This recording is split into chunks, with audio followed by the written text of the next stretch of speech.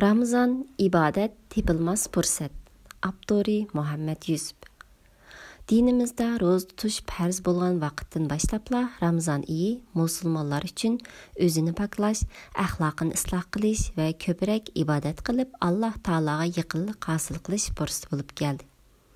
Bu yılqı Ramazan ötmüştiklerge o'xshamaydigan darajada ibadet üçün yana muhim bir fursat bo'lib keldi. Demek bizge bu ayda hem Ramazan fursati hem öйді o'ldirish fursati bo'lib xo'sh fursat bor. Bundaq fursatlar hamisha kelmasligi mumkin. Şuna qo'limizdagi fursatni g'animat bilish biz uchun to'limi yaxshidir. Hayatlık seferi Allah Taalaga ketib bargan uzun sefer bo'lib, bu hayatda Allah Taala belgilab bergan shariat qonun ichida harakat qilish yaratilishning asosliq g'oyasidir. Men jinlarni va insonlarni menga qulchilik qilsin deb yaratdim degan oyat buni ifodalaydi. Bu oyatga asosan Allah Taalaga va oxirat kuniga iymon keltirgan haqiqiy mo'min odamning hayoti ibodatdir. Chunki ibodat ikki turlik bo'lib, biri mo'minning hayoti bo'lgan amaliy ibodatdir. Yana biri simvollik ibodatdir.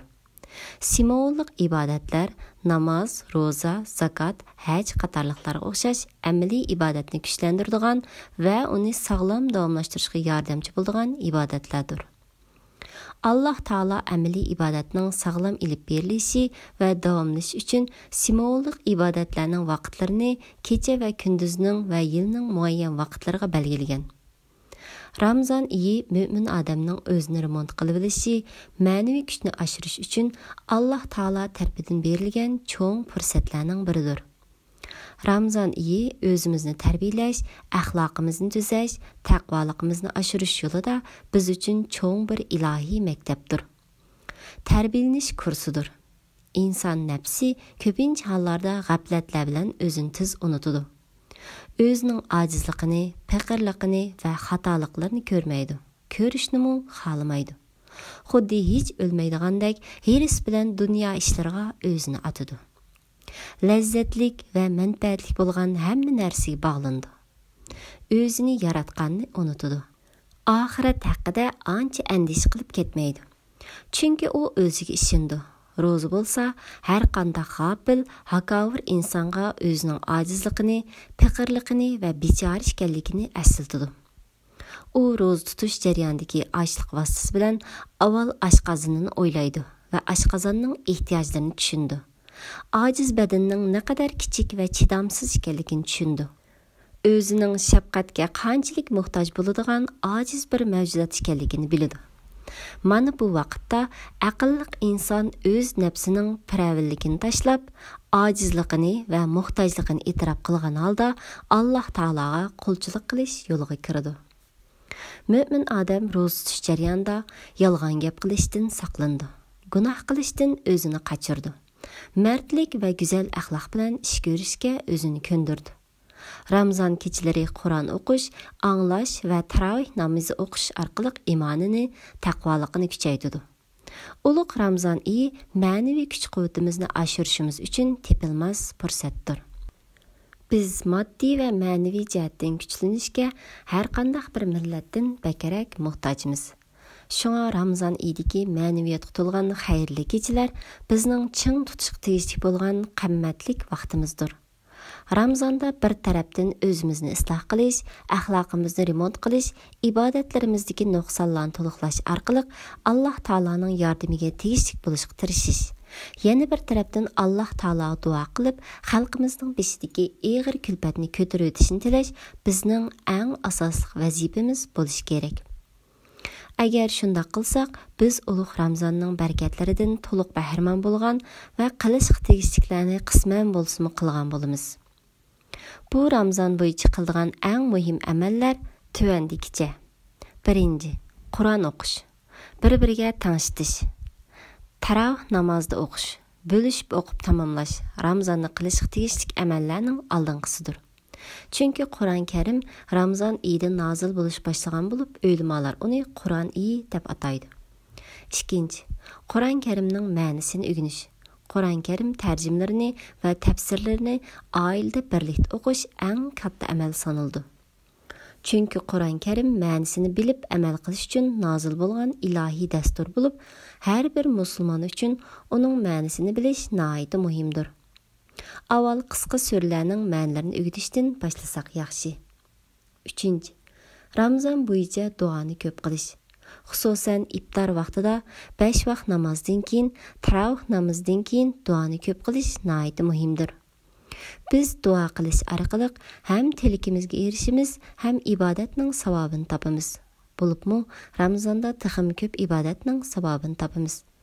Bu oyda ana vatanimizdagi aziz xalqimiz uchun ko'plab duo qilishni o'zimizga vazifa qilish biz uchun nihoyat muhimdir. 4. Ramazon bo'yicha oila a'zolari bilan hadis yodlashni yo'lga qo'yib, har kuni oz deganda 1 yoki 2 hadisni yodlab bir-birimizga o'qib berish eng yaxshi fursatdir. Hadis Qur'on-Karimning amaliy tatbiqoti bo'lib, hadis o'rganish Qur'on o'rganishga o'xshashla muhim amaldir. Hadis yodlashni avval Imom Navaviy to'plagan 40 hadisni yodlashdan boshlasak yaxshi. 5. Xayr-saxovatni ko'p qilish Ramazonda qiladigan amallarning eng kattasidir. Chunki payg'ambar alayhissalom Ramazonda texmbek sexiy bo'lib ketadi. Ko'p sadiq qiladi. Faqirlarni, ojizlarni va yetimlarni texim ko'p yo'qlaydi. Uning ustiga Ramazonda qilingan amallarga hassilab ko'p savob berildi. Chunki bu oy 1000 oydan fazilatli oy bo'lganlikdan, bu oyda qilingan amallarga shundoq haslab savob yozilganligi aniqdir. Shuni eskartish kerakki, bizda sadiqa va xayr-saxovat qilish deganni yanchiqimizdagi tumur tangilardan qutulish deb tushunib qolganlikdan, yo'llardagi va masjidlarning oldidagi tilamchi boylarga 1-2 tiyin pul berib qo'ysak, o'zimizni olamchi yaxshi qilgandek his qilib qilishimiz mumkin. Allah Taala Qur'on-Karimda sizlar o'zinglar yaxshi ko'rgan narsanglardan chiqim qilmoqcha yaxshilikqa erisholmaysizlar deb ko'rsatgan. Zakatni, sadiqani va xayr ihsonni avval yetimlarga, namrat o'quvchilarga, ishlayotgan bo'lsa-mu topqanlarni oilasining chiqimlariga yetkazolmagan muhtoj kishilarga berish hammadan afzaldir. Ammo o'zi yosh va tini sog' turuqliq ishlashni xohlamaydiganlarga, xayriyat jamiyatlarining yordamlari ko'nib qolganlarga berish durust emas. 6. Qandaqlı bir musulmonga qarata ko'nglida adovat, o'chmanlik saqlab kelgan kishi mushu Ramazon munosabati bilan uni kechirib o'tib, Ramazonni pok qalb bilan tutishi aqlning va dinning birdek taqozzosidir. Chunki biz Alloh taolaning mag'firat tilab duo qilib turuqliq, o'zimizni boshqalarni kechirmasak, biz Alloh taoladan qandaqmi kechirimni umid qila olamiz? Shun avval biz boshqalarni afu qilaylik. Ondan Alloh taoladan bizni afu qilishni tilayli. Hatto boshqalarni afu qilganligimiz bizni Alloh taolaning afu qilish uchun vasila bo'ladi. 7. Achchiqlanmaslikni, savirchan bo'lishni va kang qo'soq bo'lishni o'rganish. Ramazondagi ochliq va usuliq ba'zi kishilarni kontroldan chiqarib qo'ydi. Shunga ular odatdagi ishlarga tezla achchiqlab, chechilib ketadi. Bu ko'p kishilarda yuz beradigan ahvol.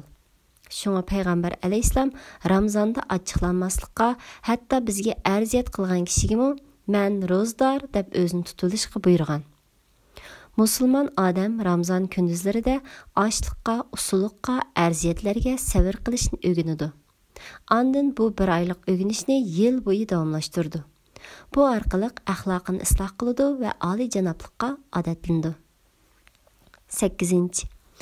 Oilada ko'plab kitob o'qish ham Ramazon ham hozirgi majburiy dam olishdagi eng yaxshi fursatdir.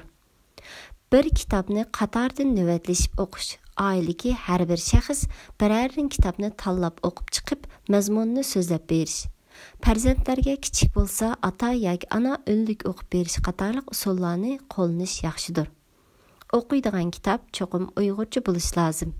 Chunki turkcha, arabcha, inglizcha va boshqa tilda kitoblarni farzandlar boshqa vaqtlarda majburiy yoki ixtiyoriy o'qiydi. Ammo Uyg'urcha kitoblarni hamisha mundaq o'qish fursati topilmasligi mumkin. Ko'plab o'qishning eng yaxshi fursati mushu kunlardir. Oilada Uyg'urcha kitob o'qiganimizda farzandlarimizga ham bilim o'rgatamiz, ham ularga o'z ona tilimizni o'rgatgan bo'lamiz.